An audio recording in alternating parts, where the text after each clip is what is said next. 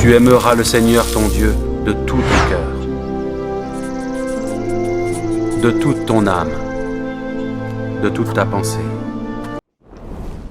Bonjour, bienvenue dans cette autre capsule d'En peu de mots.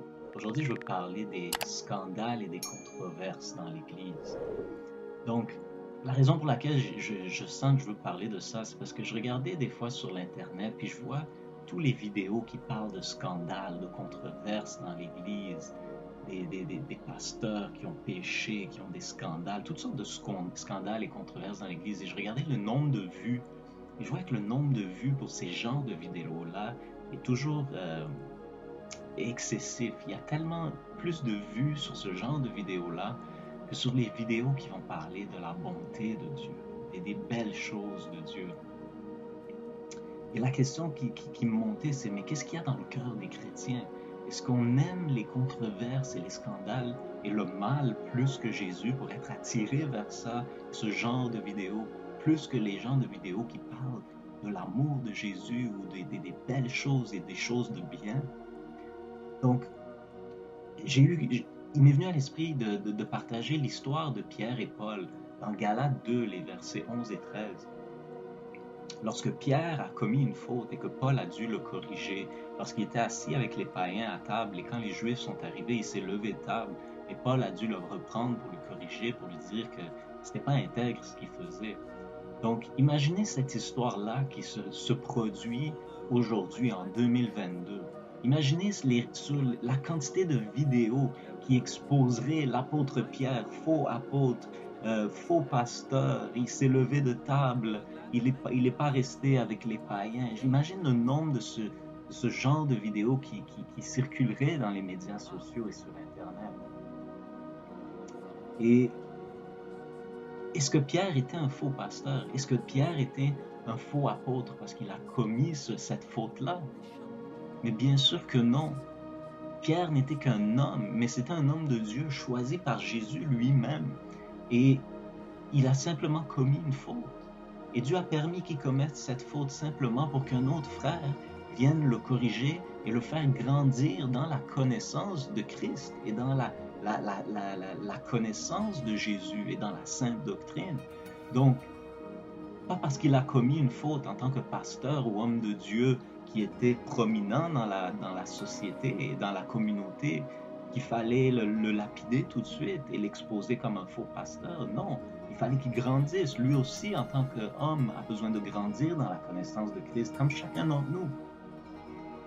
Donc, faisons attention avant de vouloir toujours exposer rapidement la faute d'un frère, surtout des frères dans la foi, ou de condamner un pasteur, un homme de Dieu, un apôtre, un prophète, un évangéliste, peu importe, n'importe quel frère dans la foi en Christ. Parce que lorsqu'on est rapide à condamner, à exposer, on devient l'agent du diable, qui est l'accusateur des frères. On commence à accuser les frères et on fait le travail du diable. Mais plutôt, on devrait appliquer le proverbe 10-12 qui dit que l'amour couvre toutes les fautes. Et on devrait couvrir à la place les fautes de nos frères et sœurs. On ne devrait pas les accuser et les exposer devant tout le monde, mais plutôt couvrir la faute par amour, parce que c'est ça que l'amour fait. Et on est appelé à s'aimer les uns les autres. Et si le frère a vraiment péché, mais appliquons l'enseignement de Jésus dans Matthieu 18-15 qui dit qu'on doit aller le voir en privé premièrement pour lui révéler sa faute, de prendre 2 ou 3 témoins s'il ne nous écoute pas, et s'il n'écoute pas les 2 ou 3 témoins, d'ensuite l'amener publiquement à l'église, et s'il n'écoute pas l'église, mais de le traiter comme un païen ou un non-croyant à l'extérieur. Mais il faut couvrir sa faute si c'est un vrai frère, et Dieu lui fera grâce pour lui accorder la repentance. Donc, rappelons-nous que chacun d'entre nous, on n'est pas immunisé de la chute. On peut tous fauter et on peut tous tomber et on aura chacun de nous à rendre compte de notre propre vie aussi. Donc, comprenez-moi bien, il y a une place pour... Je ne dis pas qu'il ne faudrait jamais exposer les œuvres des ténèbres, mais il y a une place pour exposer les œuvres des ténèbres et pour les condamner, comme nous dit la parole dans Éphésiens au chapitre 5. Mais il faut exposer et condamner les œuvres des enfants des ténèbres et de ce qu'eux font, qui sont honteux et qui font dans le secret. Mais il faut couvrir les fautes des frères par amour. Quand un frère fait une faute, il faut le couvrir Donc, ce que j'essaie de dire, essayons de ne pas courir après les controverses et les scandales dans l'Église et de faire trop de vidéos là-dessus, parce que ça, c'est justement l'objectif de Satan, de détruire la foi des croyants. Lorsqu'il y a des croyants qui font des fautes comme ça, son but, c'est de détruire notre foi et d'empêcher les non-croyants à venir à la foi en Jésus-Christ. Donc, au contraire, il faudrait plutôt appliquer Philippiens 4, versets 6 à 8, qui dit que tout ce qui est vrai, tout ce qui est honorable, tout ce qui est juste, tout ce qui est pur, tout ce qui est aimable, tout ce qui mérite l'approbation, tout ce qui est vertueux ou digne de louange et tout ce qui est bien soit l'objet de nos pensées. Et c'est vers ces choses-là qu'on devrait courir et pas vers les scandales et les controverses.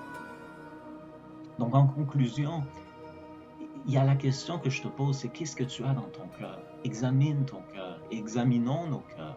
Est-ce qu'on aime le bien ou est-ce qu'on aime le mal? Est-ce qu'on aime les scandales et les controverses plus que Jésus ou est-ce qu'on aime Jésus plus que tout? Donc, examinons nos cœurs, examine ton cœur. Alors, je prie que la grâce du Seigneur